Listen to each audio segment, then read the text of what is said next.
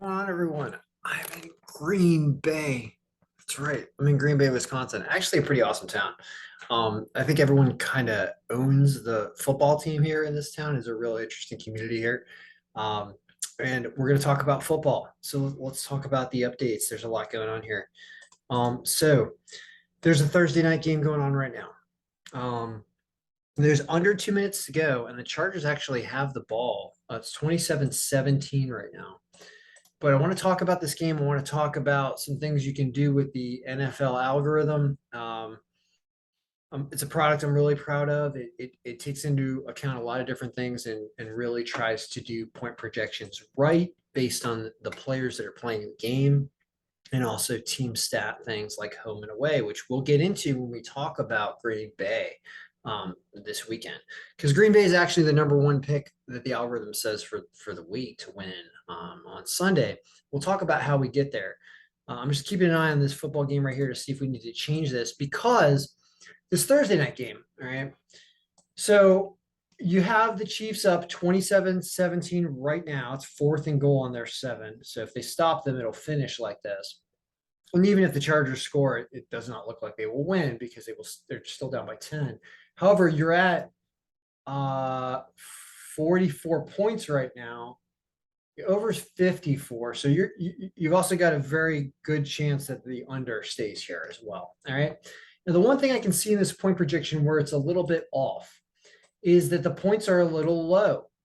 And points can be low early in the season because the players that we have contributing here are only the players that played in the first game. And some players that will get some touches in later games of the season don't even have any stats yet. So what I would recommend doing, as you can see in this game here, is upping this magnifier to about 6.25. That would get this game to a 24-21 game. And the Chargers did score just now. So they now have 24, and they'll probably try an onside kick, and we'll see if there'll be any theatrics here later in this game as we go through the rest of the video. But now here, actually, look at this. If you up the magnifier to 7, watch this. Oh my gosh, right? 7.2. It's probably going to make it perfect. Almost 7.1. See if we can get it. I love when you can try to reverse engineer this and get a magnifier that hits it perfectly. Something like that. It's very, very close at getting it exactly. So close, right? Anyway, the point is you can see that the magnifier needs to go up a little bit.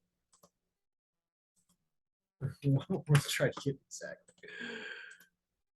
No, it looks like it won't do it. All right. So a magnifier of 7 gets this game at 27-23. It ends up probably 27-24. All right. Now, I don't know if that's a little higher magnifier than normal, but like I said, there aren't enough players yet playing, so you need to up the magnifier more than 4.5, which is about the best to be throughout the rest of the season.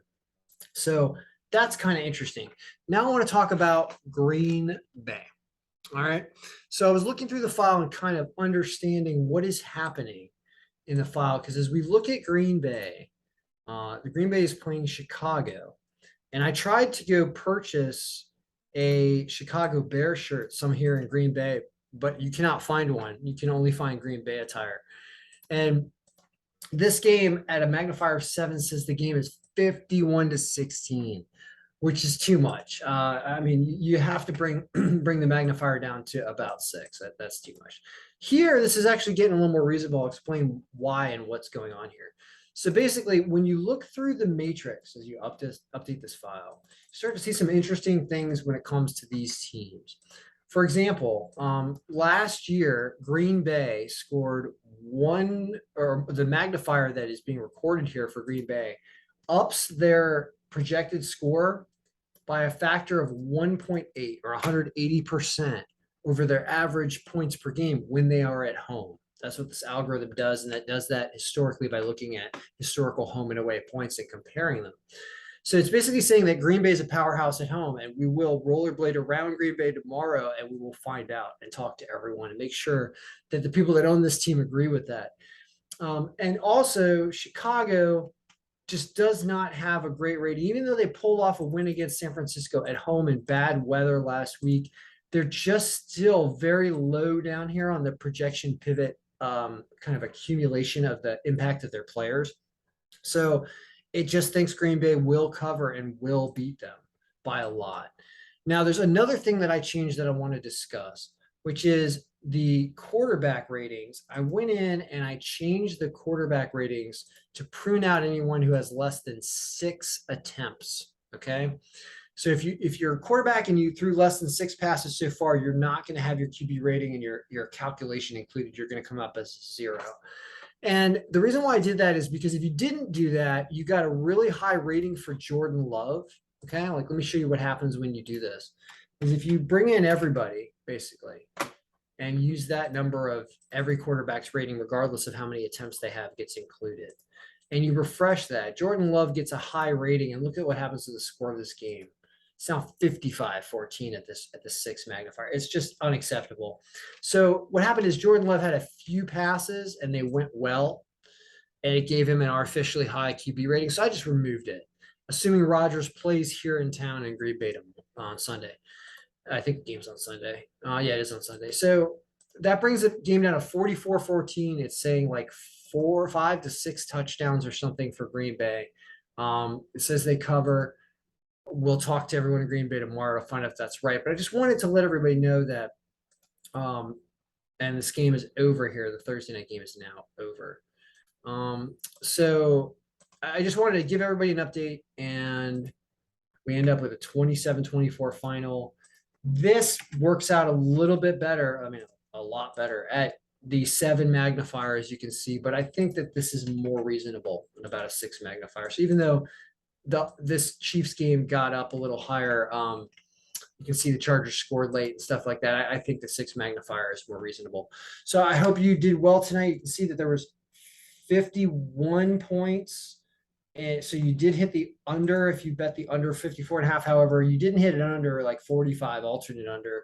I didn't do any betting to get today because I'm in a state, Wisconsin, where you can't bet on FanDuel. But you can see that whatever algorithm did okay. And it provides intelligence. That's what it does. So good luck, everyone. May all your picks winning. If you want a copy of these files, you can go to kenbraverman.com and you can purchase a 1-day copy or a season subscription to get emails from me all the time. And there'll be a private video on Saturday that will go over all of these other games in depth as I update any depth charts that might not be correct and send out an email then. And as you can see, we just have so much knowledge and information about what is happening that it's tough to get things completely wrong. It's just when you're acting with great intelligence and updating your injury reports frequently, it just works. All right. So good luck, everybody. I hope your picks won tonight, and I hope they win in the future. Bye.